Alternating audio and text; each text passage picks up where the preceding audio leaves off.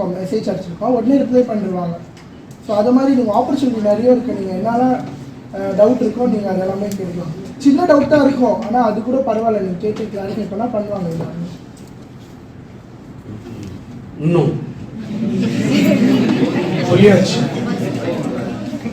Group 2 Jayashree madam நீங்க கொடுத்து வச்சவங்க யூஸ் பண்ணிக்கங்க.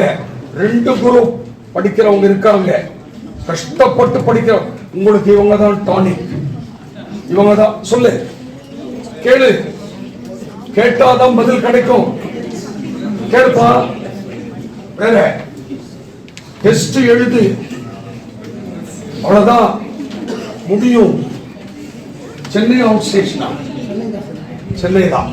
சரி, வேற இது மறுபடியும் அவ்வளவுதான். என்ன அவங்க கிட்ட கேட்கணும்.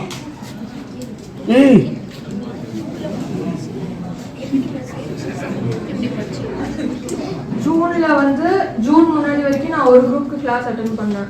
அப்புறம் ஜூன்ல எக்ஸாம் எழுதினேன், எனக்கு போயிடுச்சு. ஜூன்ல போன உடனே நான் வந்து குரூப் 2க்கு கிளாஸ் ஜாயின் பண்ணிட்டு நவம்பர்ல குரூப் 2 கிளாஸ் முடிஞ்சிச்சு. குரூப் 2 அப்பப்போ கொஞ்சம் கொஞ்சம் படிச்சு வச்சேன். அப்புறம் டிசம்பர்ல எக்ஸாம். நவம்பர்ல இருந்து டிசம்பர் வரைக்கும் ஃபுல்லா உட்காந்து டெய்லி ஒரு 10 to 12 hours படிச்சேன். அப்போ 2 குரூப் சேர்ந்து கவர் ஆகி அப்புறமா எக்ஸாம் எழுதினேன்.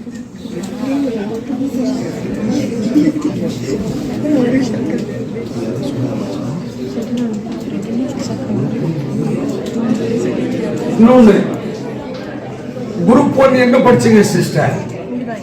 RR academy. Group 2 final sister. அடிக்கிறத பத்தி முடிவு பண்ணல. இவங்களை சண்டே இன்னைக்கு வர சொல்லிருக்கேன் சிஸ்டர். சொல்லுவேன். பிராக்டிகல் ட்ரைனிங் அண்ணன் ஏற்பாடு பண்ணுவாரா? அண்ணன் வேலை வாங்கி கொடுப்பாரா? குட்.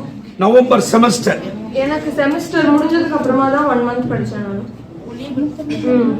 MOP அதுல பெரிய காலேஜ் லீவ் போட்டு உட்கார்ந்து படிச்சேன் 1 month.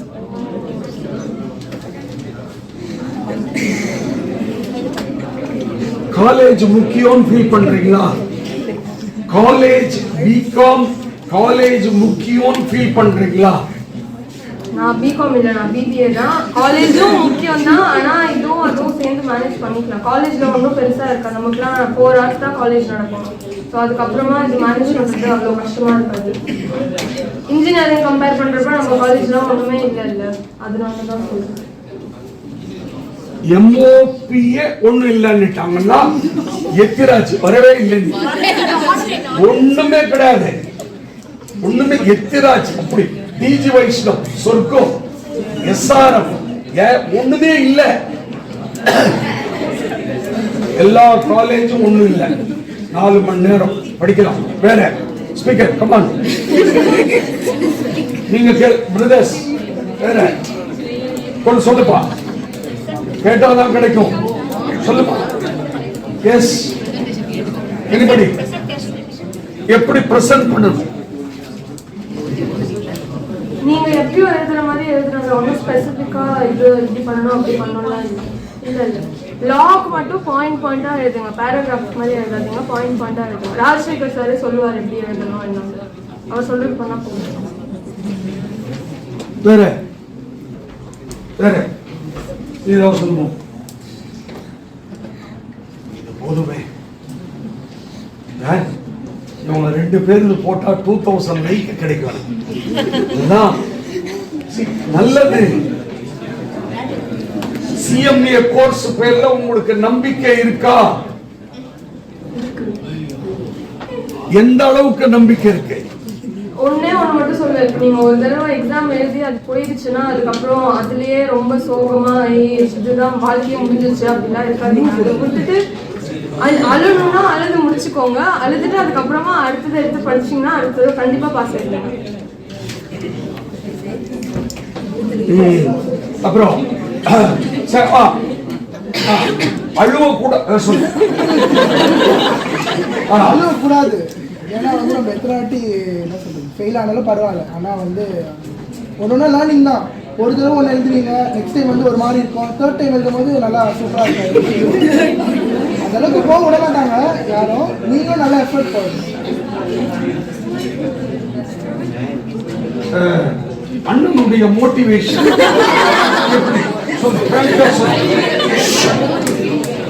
பிராங்கா சொல்லட்டும், மோரா இல்ல யூஸ்ஃபுல்லா வீட்டுல தளர்ந்து இருக்கும் பொழுது என்னுடைய குரல் கேட்டு எழுந்து படிக்கியா?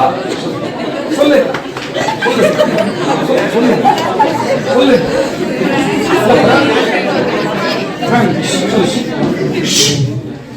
சார் வந்து ஒரு பேரை மோட்டிவேட் பண்ணும்போது இங்கே தான் உட்காந்துருக்கோம், அவங்க கூட தான் உட்காந்து பக்கத்தில்.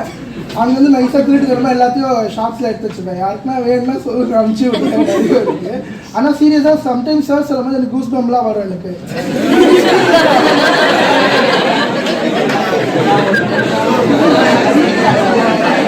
இல்லை சீரியஸாக சம்டைம்ஸ் வந்து லைக் ஒரு ஒரு ஹோம் மாதிரி இருக்கும். நான்லாம் நிறைய ஃப்ரெட்டப் ஆகிடுவேன்.